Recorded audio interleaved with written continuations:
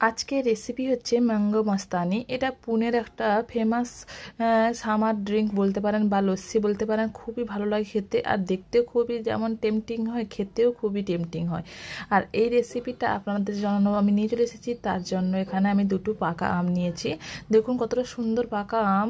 আমি আমগুলো থেকে পাল্পগুলো বের করানোর জন্য ছুরির সাহায্যে এইভাবে কেটে নিচ্ছি। আপনাদের যেভাবে সুবিধা হবে সেইভাবে আপনারা পাল্পটা বের করে নিতে পারবেন। এইভাবে বের করলে ছোটো ছোটো কিউব মতন আমার পাল্পগুলো বেরিয়ে আসবে, আর সুন্দরভাবে পাল্পগুলো বেরিয়ে আসে। আমটা খুবই সুন্দর মিষ্টি, তাই আপনারা দেখে শুনে চিনিটা ব্যবহার করবেন যখন দেবেন। আমি এখানটায় দেখে শুনে চিনি ব্যবহার করেছি, কারণ আমার আমটা খুবই মিষ্টি ছিল। পাল্পগুলো এইভাবে আমি সবগুলো দুটো আমের পাল্পগুলো সুন্দরভাবে আমি বের করে নেব। এই রেসিপিটা আপনারা অবশ্যই একবার বানিয়ে দেখবেন। এই সামারে খুবই সুন্দর লাগে এই ম্যাঙ্গো মাস্তানি। সুন্দরভাবে আমার সব আমের পাল্পগুলো বের করানো হয়ে গেছে। এরপর একটা মিক্সিং বোল নিয়েছি, তাতে আমের পাল্পগুলো দিয়ে দেবো আমি।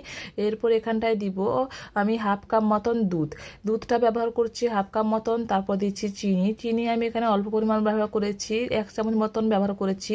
আপনাদের যদি একটু টক থাকে তাহলে আপনারা 2 চামচ মতন ব্যবহার করতে পারেন। এরপর দিয়েছি ভ্যানিলা আইসক্রিম। এরপর এটাকে ভালো করে ব্লেন্ড করে নিয়েছি। দেখুন আমি কতটা টেক্সচারে ব্লেন্ড করেছি, পুরো ঘন আছে, লিকুইড টাইপের করে নিই, তাহলে খেতেও ভালো লাগবে না, আর যখন আমি সার্ভ করবো দেখতেও ভালো লাগবে না। এর জন্য আমি দুটো গ্লাস নিয়েছি। দুটো গ্লাসে আমি প্রথমে দিয়ে দেবো আইস কিউব। প্রথমে আমি আইস কিউব দুটো গ্লাসে দিয়ে দিয়েছি এখানটায় আমি। তারপর এখানটায় আমি পরপর আমি গার্নিশ করব। প্রথমেই আমি আইস কিউবের উপর দিয়ে দেবো এখানে যে আমের পাল্পটা রেডি করে রেখেছিলাম, সেটাকে দিয়ে দেবো। আমের পাল্পটাকে পুরো ভর্তি করে দিইনি, আমি এখানটায় অর্ধেকটার থেকে একটু কম পরিমাণ আমের পাল্পটা দিয়েছি। এরপর আমি এখানটায় দিয়ে দেবো ম্যাঙ্গো, এখানে যে আইসক্রিমটা ছিল ভ্যানিলা আইসক্রিমটা, সেটা দিয়ে দেবো। ভ্যানিলা আইসক্রিমটা দিয়ে দেওয়ার পর আমি এখানে ড্রাই ফ্রুটস দিয়ে দেবো। আপনাদের কাছে যদি যে কোনো ড্রাই ফ্রুটস থাকে, টুটি ফুটি, আমন্ড, যে পেস্তা, যে কোনো ড্রাই ফ্রুটস থাকে আপনারা এখানে ব্যবহার করতে পারেন।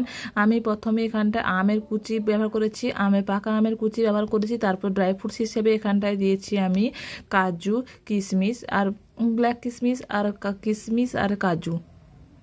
আপনাদের কাছে যদি চেরি থাকলে দিতে পারেন। এখানে স্ট্রবেরি নয়, ড্রাই ফ্রুট যেগুলো হয় যেমন চেরি, আমন্ড, টুটি ফুটি, এগুলো ব্যবহার করতে পারেন। এরপর আমি আবারও ম্যাঙ্গোর পাল্পটা দিয়ে দিলাম, একটা লেয়ার করে দিলাম। পুরো ভর্তি করছি না, কারণ এর উপরে আবার ভ্যানিলা আইসক্রিমের একটা লেয়ার করব তাই। এরপর আমি এখানটায় দিয়ে দেবো ভ্যানিলা আইসক্রিম। আবারও দুটো গ্লাসে আমি ভালো করে ভ্যানিলা আইসক্রিমটা দিয়ে দেবো। আমি একটু আইসক্রিম খেতে খুবই বেশি পছন্দ করি, তাই এখানে ভ্যানিলা আইসক্রিমটা একটু বেশি পরিমাণে দিয়েছি।